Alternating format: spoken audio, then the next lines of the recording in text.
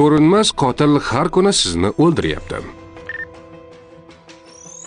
Jahon Sog'liqni saqlash tashkiloti hisobotlariga ko'ra, har yili 7 millionga yaqin odam havo ifloslanishi sababli erta vafot etadi.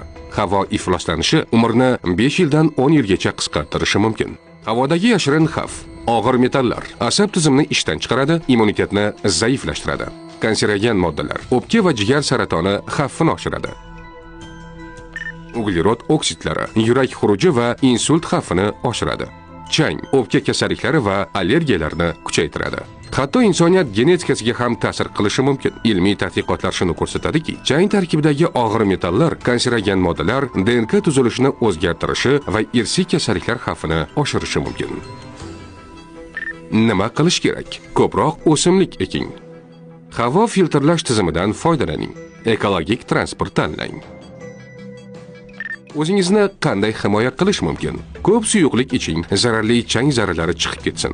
Kuniga yarim yoki 1 stakan qatiq ichish havo ifloslanishidan organizmni himoya qilishga yordam beradi. Yo'tal refleksiga to'sqinlik qilmang. O'pkangiz o'zini tozalasin. D vitaminlarini qabul qiling yoki vitaminlarga boy mahsulotlarni iste'mol qiling. Tadqiqotlar shuni ko'rsatadiki, B vitaminlari havo ifloslanishiga qarshi himoya xususiyatlariga ega. Har qanday vitamin qabul qilishdan oldin shifokoringiz bilan maslahatlashing. Hech kim sizni himoya qilmaydi, faqat o'zingiz harakat qilishingiz mumkin. Bu postni do'stlaringiz bilan ulashing.